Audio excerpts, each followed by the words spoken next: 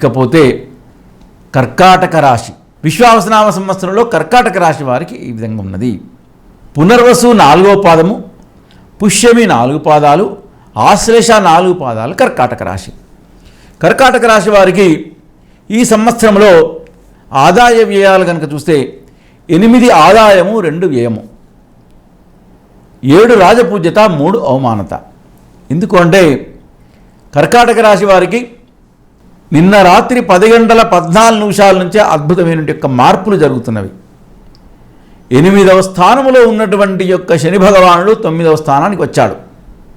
మే 14 నాడు 10వ స్థానంలో ఉన్నటువంటి యొక్క గురు 11వ స్థానానికి వెళ్తున్నాడు. అలానే ఈ కర్కాటక రాశి వారందరికీ కూడా ఏంది అంటే రాహువు మాత్రం 9 నుంచి 8వ స్థానానికి వస్తున్నాడు. కేతువు 2 నుంచి 1వ స్థానానికి వస్తున్నాడు.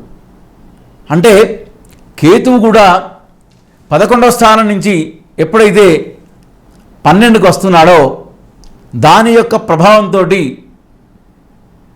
కేతువు యొక్క ప్రభావం ఎలా ఉంటుందంటే ఈ కర్కాటక రాశి వారికి 3వ స్థానంలో ఉన్నటువంటి యొక్క కేతువు 2వ స్థానంలోకి వస్తున్నాడు. అంటే దీని యొక్క ప్రభావంతో కర్కాటక రాశి వారందరికీ కూడా ఆరోగ్యపరమైనటువంటి యొక్క విషయాలు తప్ప వేరే అటువంటి యొక్క శుభ ఫలితాలు అశుభ ఫలితాలు లేవు. ఆరోగ్యపరమైనటువంటి యొక్క విషయాల్లో మాత్రం కర్కాటక రాశి వారు అత్యంత జాగ్రత్త వహించాలి.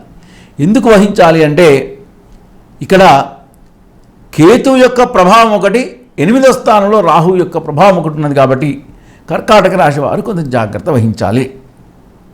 కానీ 11వ స్థానంలో గురువు రావడం వలన కర్కాటక రాశి వారికి గృహయోగము, వాహనయోగము, ఆకస్మిక ధనప్రాప్తి, ప్రతి పనిలో కలిసి రావడము.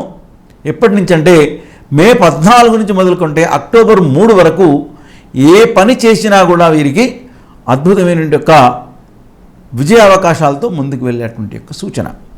అదేవిధంగా అక్టోబర్ 3 నుంచి మొదలుకుంటే డిసెంబర్ 14 వరకు మాత్రం ఆరోగ్యపరమైనటువంటి యొక్క విషయాల్లో, ఆర్థిక పరమైనటువంటి యొక్క విషయాల్లో మాత్రం అత్యంత జాగ్రత్త వహించవలను. అదేవిధంగా కర్కాటక రాశి వారు పాటించవలసినటువంటిది ఏంటి అంటే ఎక్కువగా సుబ్రహ్మణ్య స్వామిని ఆరాధించి శివ ఆరాధన చేయాలి. శివ ఆరాధన చేసి సుబ్రహ్మణ్య స్వామిని కనుక కర్కాటక రాశి వారు కనుక ఆరాధిస్తే ఈ చిన్న చిన్న సమస్యలు వచ్చేటువంటి యొక్క విధిగా ఉన్నా అవన్నీ తొలగిపోయి మంచి ఫలితాలతో కర్కాటక రాశి వారందరూ కూడా ఉంటారని మనం యథావిధిగా చెప్పవచ్చు.